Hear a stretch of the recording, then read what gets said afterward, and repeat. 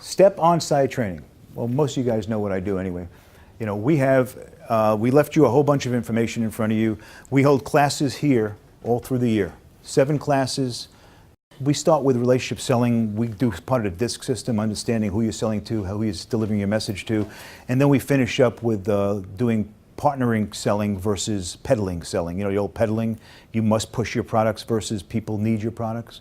And if they don't need your product, they can introduce you to people who do. The next thing we do is talk about goals, as we were talking about before, Karina, and then after the goals, we do time management. And then we do communication and negotiation. We teach people, I'm not in sales, I don't need negotiation. Anybody buy a house or a car lately? Maybe go down to Macy's and want to get 20% off the bill that they just got. You negotiate with everything, and there's a way of doing it. And we talk about bargaining chips, and then we go into the 4th course is power phone selling. It's using that phone for everything but texting. It is. Well, I come with the rotary phone, and I say, anybody know how to text on this thing? And that's how we started. And we teach people how to communicate. And what that is a great listening program, because it allows you to listen. On the phone is listening. You don't really know what people are saying or if they're listening to you unless you get that kind of response from them. So you're promoting the delivery of your message. You're enunciating better. You're speaking clearer. You're basically putting your attention step with more excitement. You're dealing with more conviction. So we do that in our 4th course. Our 5th course is public speaking. We actually teach you how to not be afraid of speaking in front of public. You took the public speaking end of it, didn't you? You did that? No, remember we didn't do that because Yeah, we did. public speaking? You didn't do the supervisory course. Yeah, you did the 30-second elevator pitch, remember? Okay. It ends up with a I thought you guys 30-second worked it with another networking elevator pitch. That's right. I do a course called Networking versus Not Working, which is basically a lot of people out there are not working, they're not networking. So I did a course for a couple chambers on that, the difference between not working versus networking. And networking is about how do you deliver the message of what you really do for a living. And you know more than anybody else, we sit in a room with 80 people and go around a room and try to figure out what people do for a living, and can't make it up because nobody, or a lot of them don't understand how to deliver the message of what they do. But this Friday we're gonna change it up a little bit. Marie's going to kick butt this week. So, you have a joke yet? No. Do I have what? A joke yet to start off on? Well, I was going to talk to you about that. Yeah, clean one.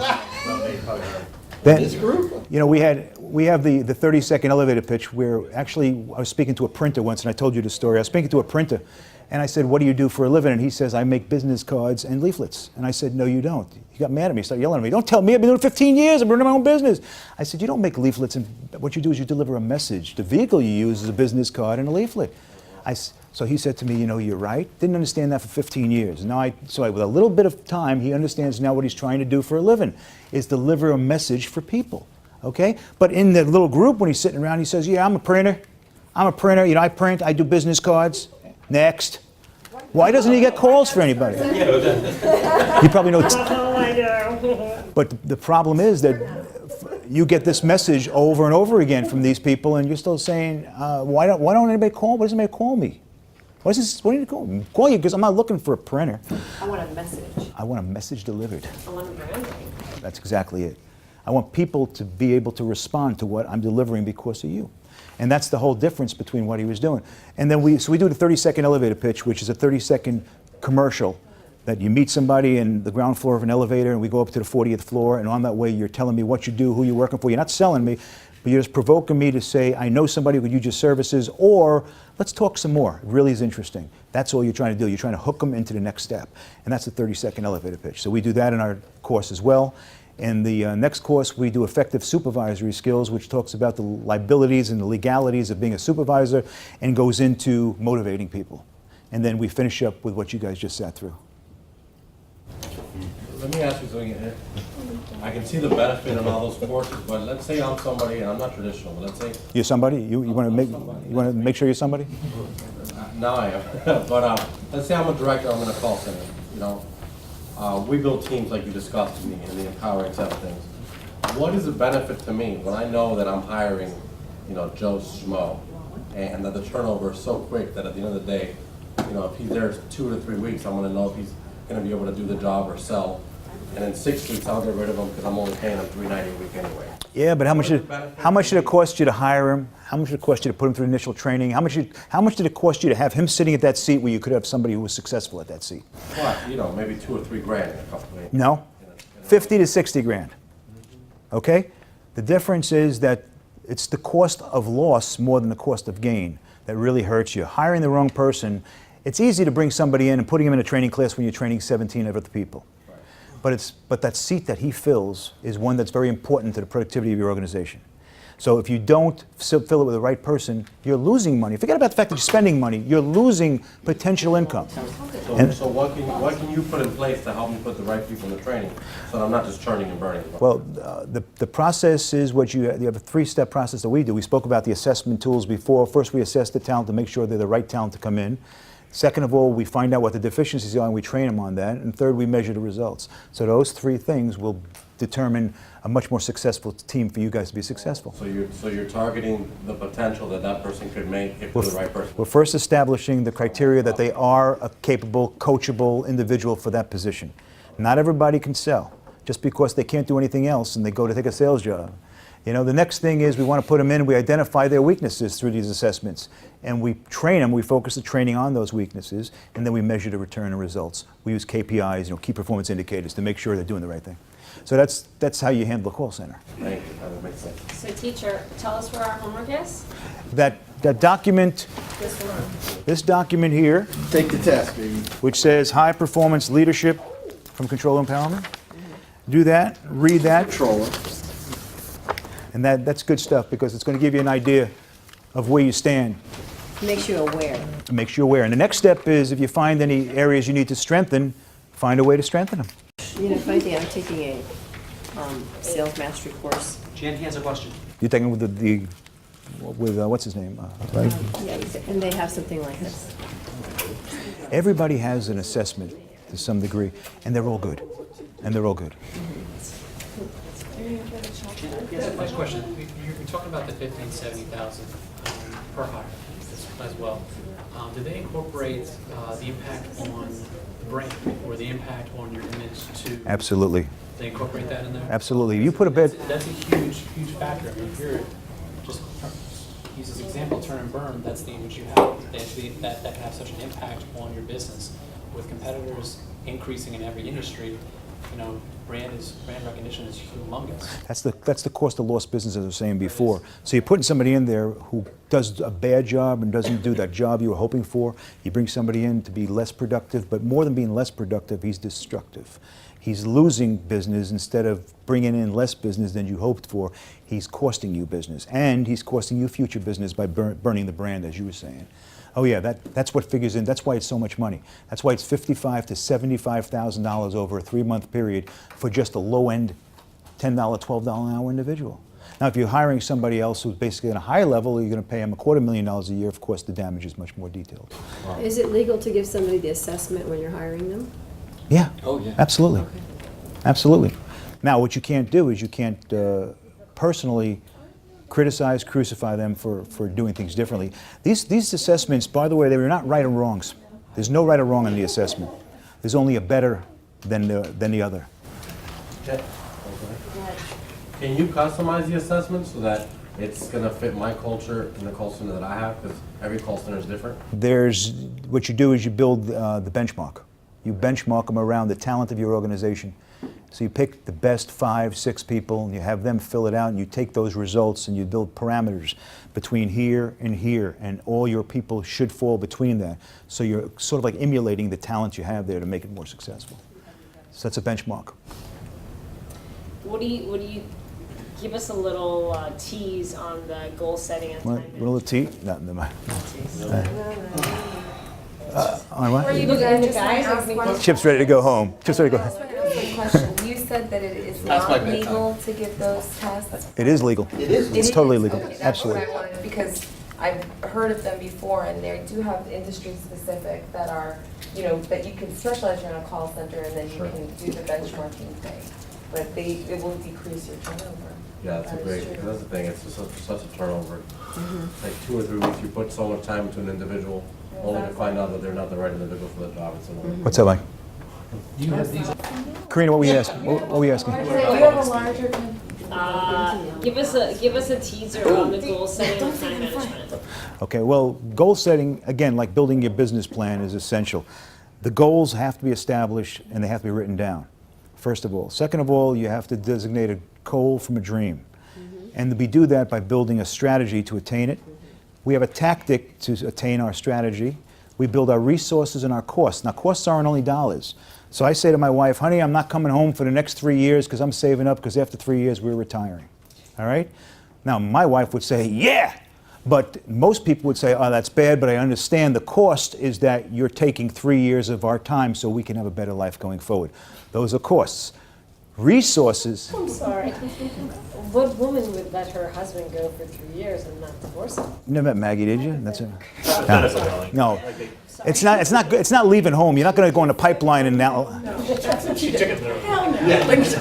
You're not going on the Alaskan pipeline. What I'm saying is that I'm working 2 jobs, so I won't be home. I'm going to work weekends. I'm going to really devote a lot of time to making some extra money so we can retire quicker. That's a cost. Also, there's a financial cost. In a business, you have resources. Resources might be, he's got a call center.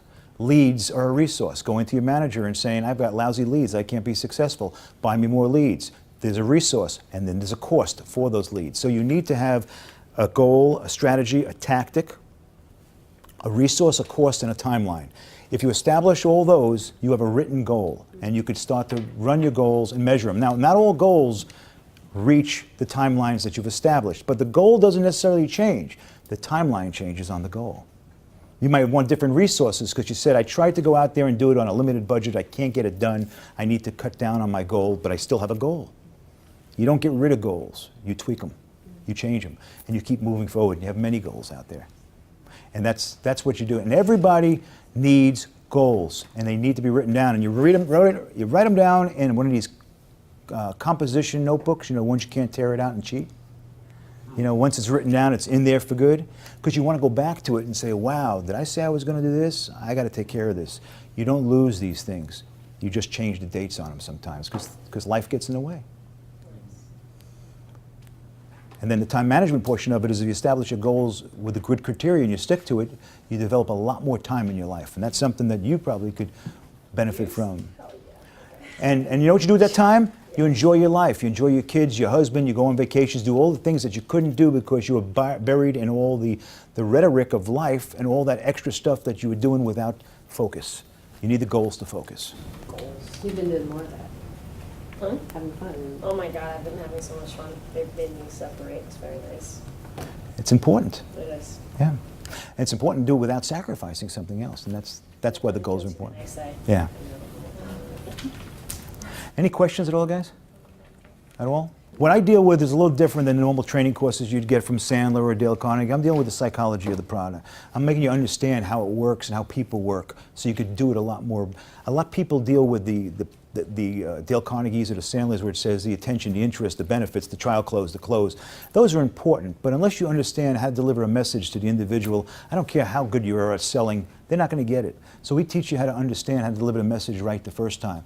Because if I say something to you and you hear it right the first time, you're going to make an intelligent decision.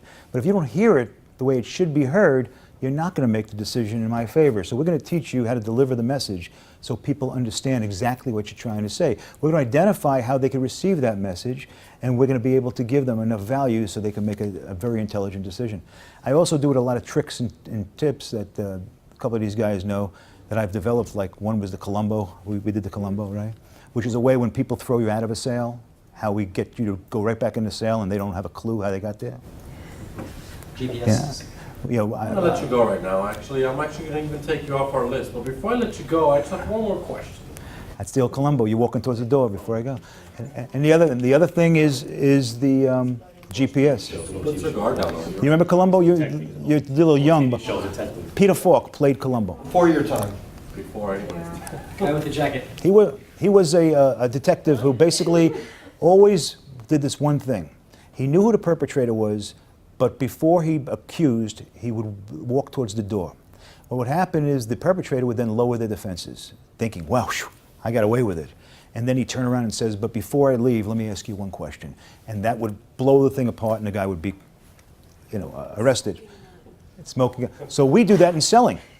We do that in selling also. Somebody tells you, you've been bothering me a long time, or I really am not interested. Take me off your list, or don't call me, or don't visit me anymore, or I'm not looking for this. So you turn around and say, I can appreciate why you feel that way, and I'm not really looking to sell you anything. I'm going to take you off my list, but before I go, can I ask you one question? And they say, sure. Now what happens right there? The defenses came down. And then you say to them, why won't you take advantage of this opportunity?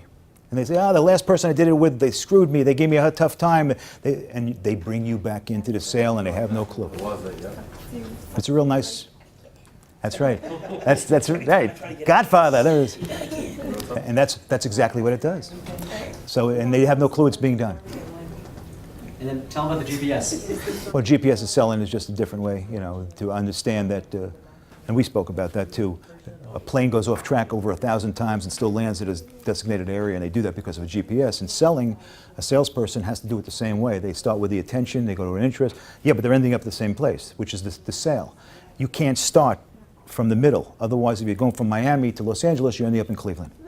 You want to end up in Los Angeles. So what you need to do, you have to start with the attention, because if you don't get their attention right away, they don't hear a thing you're saying when you show them the benefits. So we teach you how to do that, how to deliver the message the right way, so you're going to end up in Los Angeles or the goal line with a checkbook. You know, it's like putting your arm around somebody and walking them to the checkbook, which is my favorite move. And what are your Well, I courses left my wallet in cost? the car. I haven't charged for a course in a long time. What I do is I invite people to be educated, so if they like what they see, they can invite me in and give me an opportunity to sell to their organizations or to other people on a bigger thing. So this is basically just spreading some good knowledge so everybody has an opportunity. And if they like what they hear, which I hope it happens, then it works out in the long run. Do you have different packages when it comes to the assessments as far as so many per month or, you know, Yeah, it's such a turnover? The assessments is either bought in blocks or it could be bought in a monthly, open-ended, where you have the opportunity to have every assessment we have. We have a survey, a free survey. Nothing's free. Well, the survey's included with it, it's not. But a lot of people do the internal surveys or their customer surveys where they build them inside and then they send them out. Allison helps a lot of people build that, where they use the engagement survey, they use the management survey, they use the sales survey, and they use the candidate profile, and then they build their own. And that's all they use. And there's a bunch more that we open up for them. You know, again, it basically feeds, for me, there's a cost for that, but it feeds opportunities.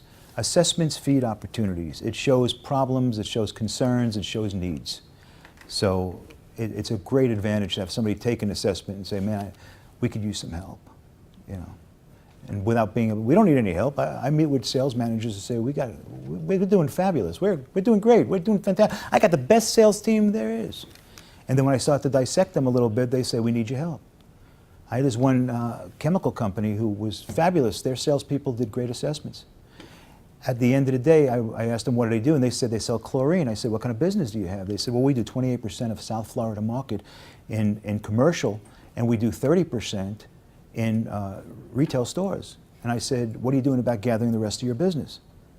And the vice president didn't like to hear that, but the CEO sitting over here says, yeah, what are you doing about getting the rest of my business?